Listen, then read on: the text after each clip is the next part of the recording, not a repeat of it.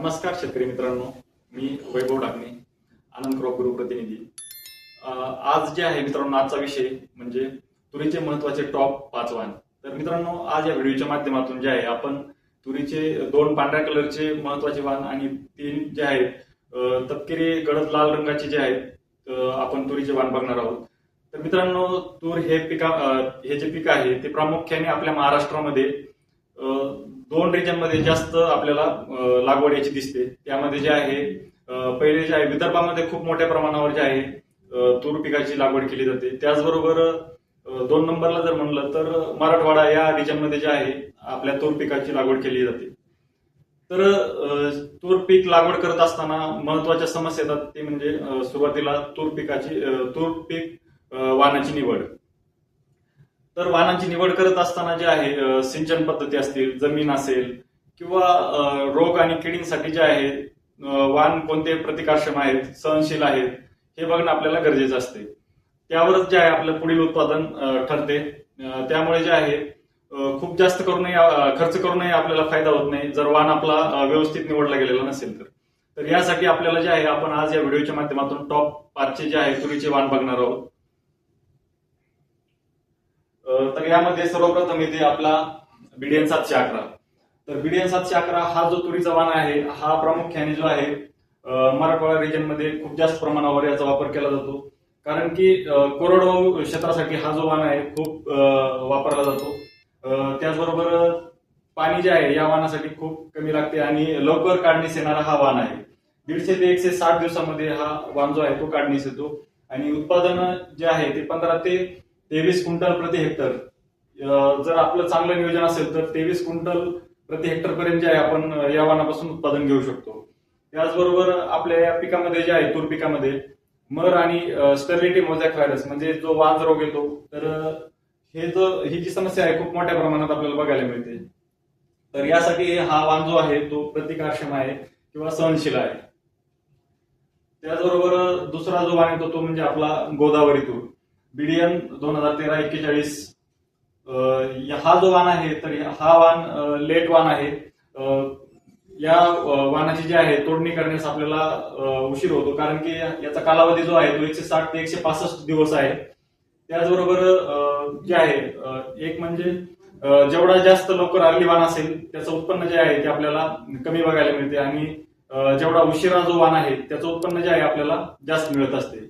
तर या वाणामध्ये जे आहे आपल्याला कालावधी 160 ते 165 दिवस आहे. तर आपल्याला उत्पन्न आपण 19 ते 24 क्विंटल प्रति हेक्टर एवढं जे आहे उत्पन्न आपण घेऊ शकतो. त्याचबरोबर हा जो वाण आहे हा वाण आपण चांगलं सिंचन असलेल्या भागासाठी या वाणाची शिफारस केली जाते. त्याचबरोबर मर आणि वांद रोगास जो आहे प्रतिरोधक आहे आणि या वाणाचे जे बियाणं आहे ते पांढऱ्या रंगाचे असते.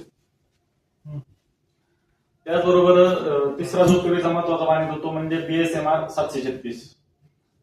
तर मित्रांनो, हा जो वाण आहे तर हा वाण गडद लालसर तपकिरी रंगाच्या जे आहेत बिया या वाणाच्या असतात. त्याचबरोबर 160 ते 170 दिवसामध्ये परिपक्व होणारा हा वाण आहे आणि मर आणि स्टर्लिटी मोझॅक डिसीज जो आहे त्याला प्रतिकारक असा हा वाण आहे.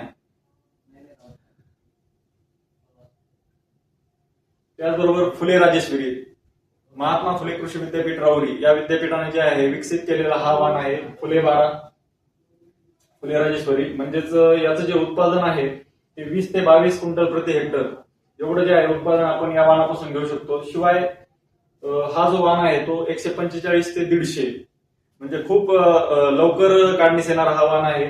त्याचबरोबर गडद तपकिरी रंगाच्या ज्या आहेत या वाणाच्या बिया असतात आणि मर आणि स्टर्लिटी मोझॅक डिसीज जो आहे तर यासाठी हा वाण प्रतिकारक आहे. तर मित्रांनो, पावसाच्या याच्यानुसार जे आहे तर कमी पावसामध्ये जे आहे कमी पावसाच्या रिजन मध्ये हा वाण आपण वापरू शकतो कारण की 145 ते 150 दिवसामध्ये जे आहे हा वाण आपला काढणीस तयार होतो. त्याचबरोबर BDN 716 हा जो वाण आहे Badnapur agriculture research station under the Vasantrao Naik Marathwada कृषी विद्यापीठ परभणी अंतर्गत जो आहे हा वाण विकसित केला गेला आहे. तर याचं उत्पादन जे आहे ते आपण 18 ते 20 क्विंटल प्रति हेक्टर पर्यंत घेऊ शकतो. त्याचबरोबर मध्यम लवकर येणारं वाण आहे. म्हणजेच जवळपास 160 ते 165 दिवस जे आहेत या वाणाला येण्यासाठी लागतात आणि लाल बियांसाठी प्रसिद्ध असलेला हा वाण आहे.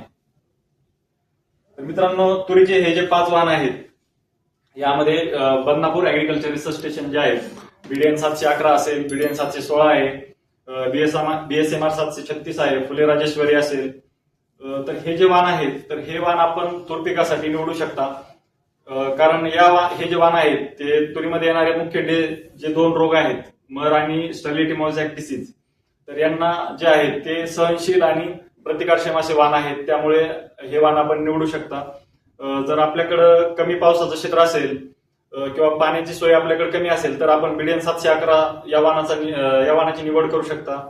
त्याचबरोबर जर आपल्याकडं सिंचन पद्धती चांगली असेल तर आपण गोदावरी या वाणाचा उपयोग आपण इरिगेटेडसाठी करू शकता. तर मित्रांनो, अधिक माहितीसाठी जे आहे तुम्ही आमचे आनंद क्रॉप गुरु हे ऍप प्ले स्टोअरवर जाऊन डाउनलोड करा, त्यावर पिकं रजिस्टर करा आणि अशीच मोफत माहिती मिळवा.